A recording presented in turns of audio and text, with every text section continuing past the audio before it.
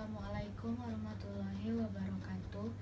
Nama saya Zila Amartia, NPM 1823568 dari kelompok 2. Saya ingin menjelaskan sedikit materi kelompok kami yang berjudul Sistem Keamanan Jaringan. Yang pertama, apa yang dimaksud dengan jaringan? Jaringan komputer adalah jaringan telekomunikasi yang memungkinkan dua komputer atau lebih yang saling terhubung satu sama lain agar dapat berbagi data dan juga berkomunikasi. Jaringan komputer dibangun dengan kombinasi hardware dan software. Adapun tujuan dari jaringan komputer adalah untuk menjadi jembatan komunikasi agar dapat melakukan interaksi dan mengirimkan data antara dua pihak. Kemudian, apa yang dimaksud dengan sistem keamanan jaringan? Sistem keamanan jaringan adalah suatu sistem yang memiliki tugas untuk melakukan pencegahan maupun melakukan identifikasi terhadap pengguna-pengguna yang tidak sah atau contohnya seperti hacker dalam jaringan komputer. Langkah pencegahan ini berfungsi untuk menghentikan penyusup yang ingin masuk mengakses lewat sistem jaringan komputer. Kemudian, tujuan dari dilakukannya sistem keamanan jaringan adalah untuk mengantisipasi ancaman dalam bentuk fisik maupun bentuk logik, baik secara langsung maupun tidak langsung, yang mengganggu sistem keamanan jaringan. Jenis-jenis jaringan komputer. Jenis-jenis jaringan komputer ada 3, ada LAN, MAN, dan WAN. Yang pertama adalah LAN atau Local Area Network. LAN adalah jaringan yang menghubungkan perangkat dalam jarak yang relatif mencakup wilayah-wilayah yang kecil, seperti gedung, kantor, rumah, sekolah, maupun kampus. Sebuah gedung kantor, rumah, sekolah biasanya berisi satu LAN. Meskipun kadang-kadang di dalam satu gedung berisi beberapa LAN kecil, dan juga kadang-kadang LAN akan menjangkau sekelompok bangunan yang berada di dekatnya. Kedua ada MAN atau Metropolitan Area Network. MAN adalah jaringan komputer yang menghubungkan dua atau lebih jaringan LAN di dalam kota yang sama. Atau MAN juga bisa disebut sebagai jaringan yang lebih luas daripada jaringan LAN. Jika jarak yang menghubungkan dua jaringan LAN sudah tidak mungkin untuk membangun jaringan, maka jaringan MAN ini dapat digunakan. MAN menggunakan perangkat dan kabel untuk menghubungkan LAN. Di dalam jaringan MAN, jaringan menghubungkan beberapa jaringan-jaringan LAN ke dalam lingkungan atau area yang besar dan luas. Beberapa jaringan-jaringan LAN yang menjadi satu jaringan dapat disebut sebagai jaringan MAN. Yang ketiga ada WAN atau Wide Area Network. WAN bisa dibilang sebagai jaringan yang tersebar secara geografis atau jaringan yang tersebar secara luas dan global antar wilayah, antar kota, bahkan antar negara dengan menggunakan sarana fasilitas transmisi seperti telepon kabel bawah laut atau satelit. Kemudian kita masuk ke dalam topologi jaringan komputer. Pengertian dari topologi adalah rancangan untuk membuat suatu susunan letak komputer yang diinginkan melalui beberapa pola. Dalam jaringan komputer, topologi biasanya mengacu kepada tata letak perangkat yang terhubung. Dan topologi juga bisa dibilang sebagai bentuk atau struktur virtual jaringan. Struktur atau jaringan yang digunakan untuk menghubungkan satu komputer dengan komputer yang lainnya bisa dengan menggunakan kabel kabel atau tanpa kabel. Ada beberapa jenis-jenis topologi.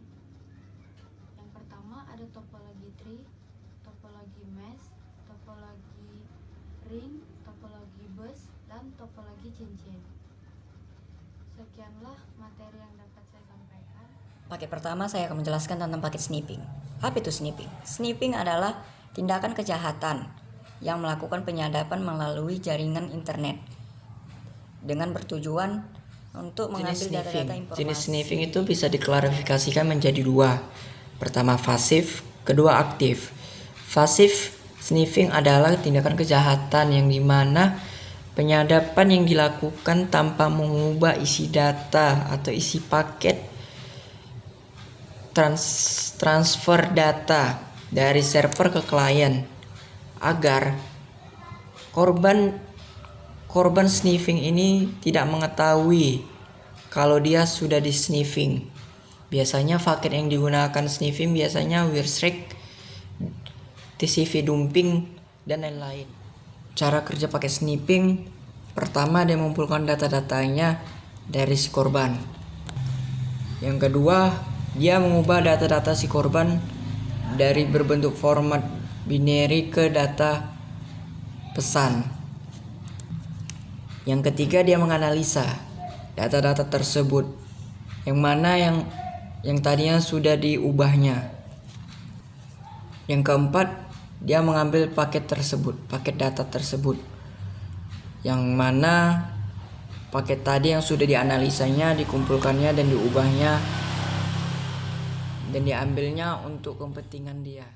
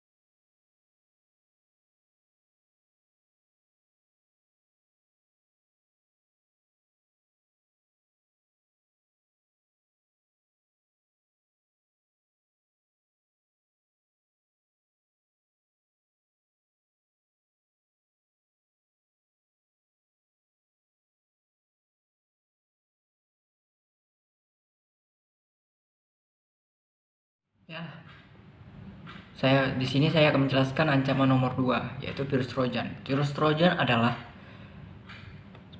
salah satu virus malware yang sering menyamar sebagai software lunak yang sah, yang dimana Trojan horse ini biasanya digunakan para peretas untuk mendapatkan akses kepada sistem tanpa diketahui. Trojan horse ini menyamar seperti kebanyakan software lainnya yang ada di komputer. Kemudian setelah diaktifkan tanpa sengaja oleh user, barulah Trojan ini mulai bekerja. Jadi, ada beberapa tindakan yang dilakukan oleh malware tersebut. Yang berupa, pertama, dia akan melakukan penghapusan data. Kedua, akan memblokir data. Yang ketiga, dia memodifikasi data. Dan keempat, dia mengcopy data. Dan kelima, dia mengganggu kinerja visi dan jaringannya. Dan kemudian kita akan menjelaskan tentang sejarahnya virus Trojan ini.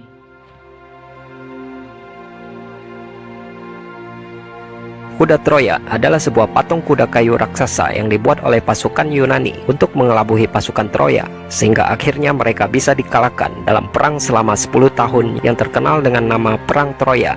Perang besar antara Yunani dan Troya yang memakan banyak korban ini ternyata dipicu oleh perbuatan para dewa. Kisah ini berawal dari sebuah pernikahan antara Peleus dan Thetis, seorang nimfa laut. Semua dewa-dewi dan orang-orang penting diundang dalam pernikahan tersebut. Hanya satu dewi yang tidak diundang, dia adalah dewi perselisihan bernama Eris, sehingga membuatnya marah dan melempar sebuah apel emas di tengah-tengah pesta yang bertuliskan, "Untuk yang tercantik." 3 dewi pada saat itu, Hera, Aphrodite, dan Athena, masing-masing mengklaim bahwa merekalah yang tercantik dan berhak memiliki apel emas tersebut. Lalu mereka meminta pendapat kepada Zeus. Zeus yang tidak mau memihak siapapun, menyuruh ketiga dewi tersebut untuk meminta keputusan kepada Paris, pria paling tampan sedunia, yang merupakan anak dari Raja Troya. Masing-masing dewi menjanjikan hadiah untuk Paris jika salah satu dari mereka dipilih. Tapi Paris memilih Aphrodite sebagai dewi yang tercantik dan berhak memiliki apel emas itu, karena hadiahnya adalah cinta dari wanita paling cantik di dunia. Aphrodite menepati janjinya, dan wanita cantik itu adalah Helen yang merupakan istri dari Raja Sparta bernama Menelaus. Walaupun sudah menjadi istri orang, Paris tetap ngotot dan ingin pergi ke Sparta untuk menjemput Helen. Dengan dibantu oleh Eros, Helen akhirnya dipanah dengan panah asmaranya, sehingga membuatnya jatuh cinta pada Paris dan mau mengikutinya kabur ke Troya. Hal inilah yang membuat Menelaus menjadi marah besar dan menyebabkan terjadinya perang Troya. Pada saat Raja Menelaus menikahi Helen, Zeus telah memerintahkan semua pangeran Yunani bersumpah untuk melindungi pasangan ini. Sehingga dalam perang Troya, seluruh pahlawan dan pangeran Yunani bergabung menjadi satu dengan Menelaus untuk menyerang Troya. Setelah menempuh perjalanan yang sulit dan jauh, akhirnya pasukan Yunani mencapai Troya. Selama bertahun-tahun berjuang, pasukan Yunani belum bisa menembus benteng pertahanan Troya, sehingga membuat mereka menjadi frustasi. Pada akhirnya, seorang pahlawan bernama Odysseus mencetuskan sebuah ide cemerlang, yaitu membuat sebuah kuda kayu raksasa yang di dalamnya bisa diisi oleh beberapa prajurit yang bertugas sebagai penyusup. Kuda kayu inilah yang kemudian dikenal sebagai kuda Troya. Para pasukan Yunani meninggalkan kuda tersebut dan berpura-pura pergi dari Troya. Pasukan Troya yang melihat musuh mereka mundur, mengira pasukan Yunani telah menyerah, dan kuda raksasa itu disangka adalah pernyataan kekalahan dari Yunani. Akhirnya orang-orang Troya membawa kuda tersebut ke dalam kota dan merayakan kemenangan mereka. Pada saat malam tiba dan suasana sudah sepi, para prajurit yang bersembunyi di dalam kuda keluar dan membuka gerbang kota Troya untuk para pasukan Yunani, sehingga mereka dapat masuk dan meluluhlantakkan kota Troya. Perang yang berlangsung selama 10 tahun ini akhirnya... Baik, selanjutnya saya akan menjelaskan tentang serangan Trojan Horse. Serangan Trojan Horse biasanya ada berbagai macam jenis serangan, tetapi semuanya bertujuan untuk kejahatan. Akibat yang paling sering adalah terjadinya kelemotan pada komputer dan visi akan melambat. Ya, selain itu Anda perlu selalu waspada. Karena Trojan Horse juga mengincar data-data yang sensitif di komputer Anda. Dia mencurinya melalui software yang sudah tertanam di komputer Anda.